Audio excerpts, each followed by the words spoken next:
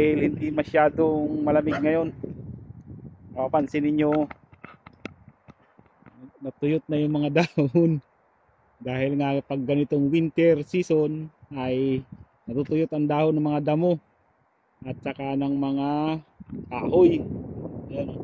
Pero pagdating ng ng tagsibol ay pagdating ng spring nagkakadahon ulit yung mga yan. Kala mo lang patay pero buhay ang mga puno na yan saka yung mga damo na yan. Nabubuhay ulit yan simula pagdating ng spring, tagsibol. Yan, kulay brown na lahat. Yan, pag winter season.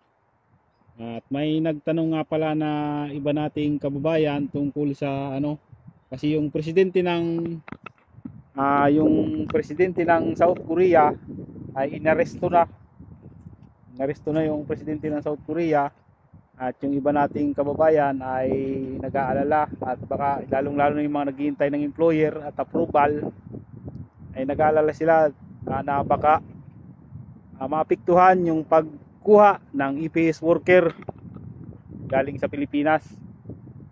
At nagkandalo-kuloko nga dito simula nung nagdeklara ng 6 na oras na martial law yung presidente ng South Korea at inaresto na nga at na-impeach na yata ngayon.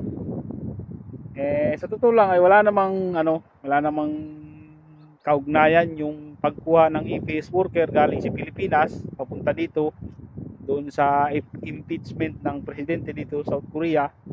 Wala namang kinalaman yun doon at hindi kayo maapektuhan. Ang mahirap lang nito, ang apektado ay kami mga nandito. Simula kasi nung nagdeklara ng martial law yung presidente ng South Korea nung mga nakaraang buwan ay nagkaroon ng epekto dun sa palitan ng peso to won. Kasi ngayon ang 1 million won ay pumapalo na, naglalaro na lang siya sa 39,000 to 40,000 pesos. Pag nagpadala ka ng pera sa Pilipinas, yung 1 million won ay katumbas na lang ngayon ay 39 to 40,000 pesos.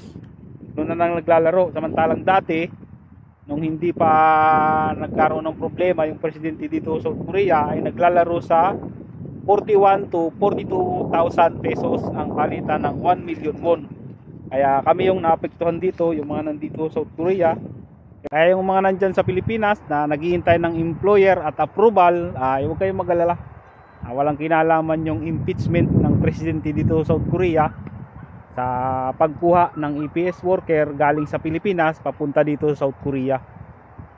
Walang epekto. Kaya hindi dapat kayo kabahan. Kompleto talaga dito. Mayroong palaruan pa ng aso. Ayan, oh. Parang may field pa yung mga aso dito. Tabi ng ilog. Ayan, oh. Yung tabi ng ilog. Tapos mayroong palaruan ng aso sila dito. Ayan, oh.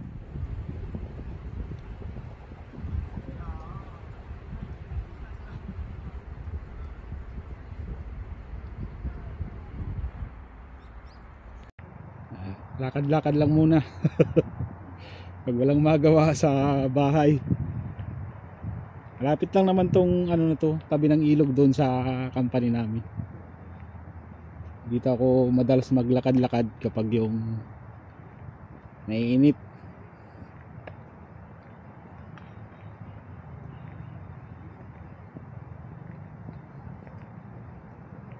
Kumpleto dito. Talagang ginastusan ng gobyerno ang tabi ng ilog.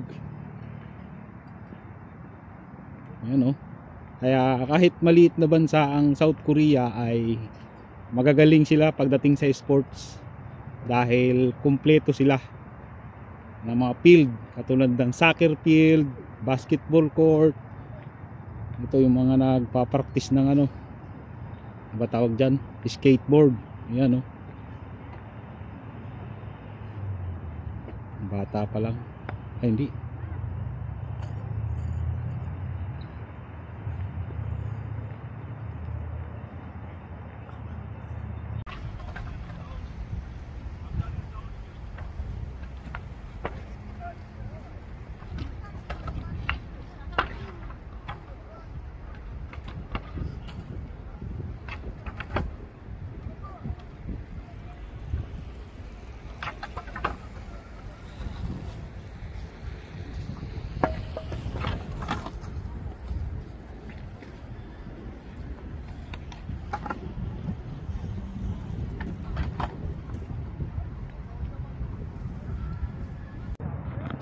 Yun.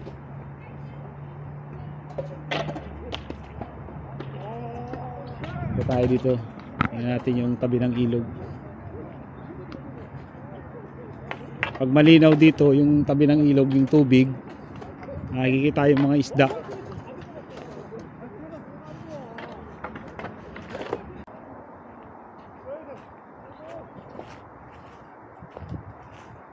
Para puro damo. Malinaw yung ilog, oh. Yan natin.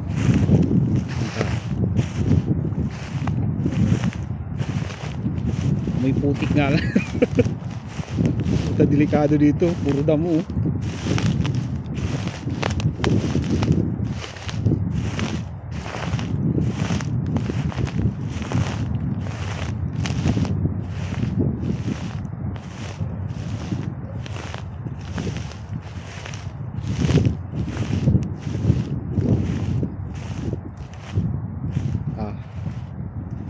Putik din yung gilid, oh. Medyo malabo.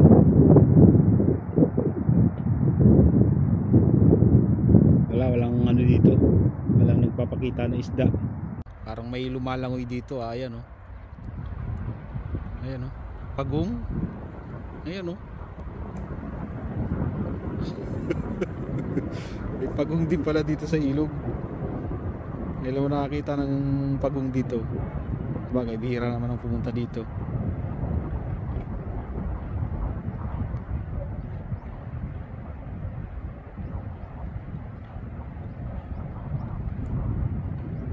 Itsura kapag nandito sa taas, kita lahat.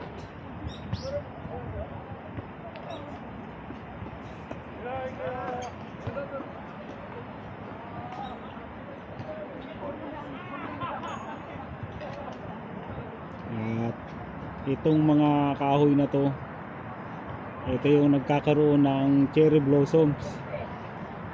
Ayan. Kapag yung spring na.